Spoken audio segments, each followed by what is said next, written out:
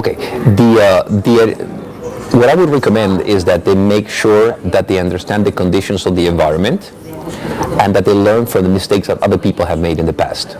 There's a lot of lessons that you can learn from mistakes that other people have made. And entrepreneurs, when they start a firm, they usually don't do that. They try to learn by themselves, but learning by trial and error can be very costly. So a good idea is to see people who've done it before and wrong, and not to make the same mistakes. Okay. Well, it's going to be complicated, so they need to be very organized. And they need to be very methodical, because you have a day job, you work 8 hours, then you're going to run your business during the night. You're definitely going to need help from other people.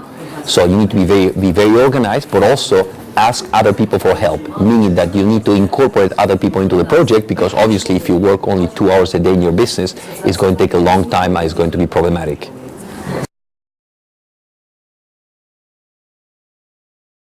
Well, the business plan is a document that usually changes all the time.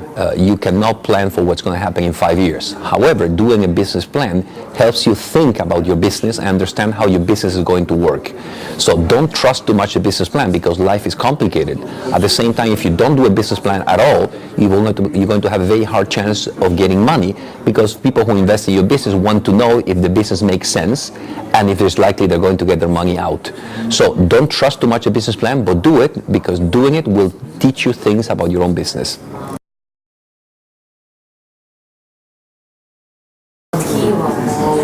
Not listening to other people, not learning from other people's mistakes. I thought that everything was new, that I was unique, and the idea was so great that no one could actually teach me anything. And it turns out that some of the mistakes I made, and some of the mistakes entrepreneurs made in general, they had been made before. So the sad thing is not to learn from other people's mistakes.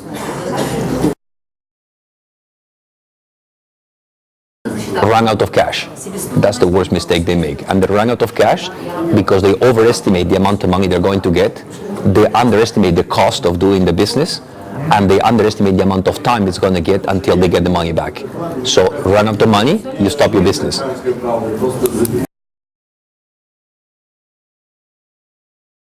Not to account for the amount of money I was going to need to start the business. Like most entrepreneurs, I thought I was going to need less money than I actually did, and I thought I was going to get more money quicker. So for a few months, I was almost on the verge of running out of money. And if you run out of money, you have to stop the business. So it's very important that people understand that things usually are more complicated than they seem. And because entrepreneurs are optimistic, that is exacerbated. It gets worse. So they need to moderate the optimism. And that can be done by asking people who are not you to take a look at the numbers and see if the assumptions are realistic. They're essential. They're really essential to get to the customer. They're also essential to manage the company. We are living in a society that has more communication tools than ever. It is really important for the business that they understand how to use them, how to put them into practice, and how to use them to gain competitive advantage. They are essential. I don't think you can start any business now if you don't master, if you don't understand how communication tools work for it. Well, it was, I didn't feel comfortable in the company, so I decided to create my own.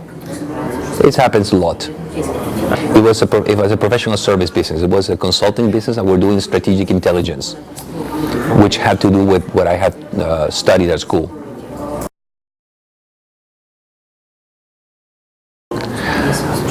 Well, not many. Unfortunately, the skills I acquired later. So this is learning by trial and error, and that can be very costly.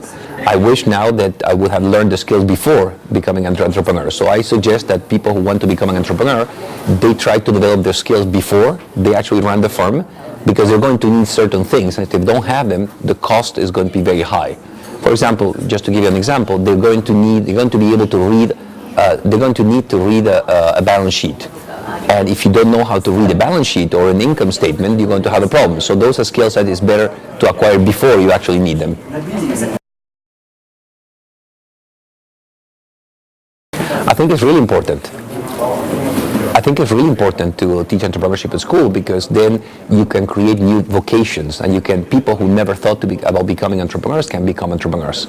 So it's very important that we tell kids that this is an acceptable way of life, that there's a lot of satisfactions by becoming an entrepreneur.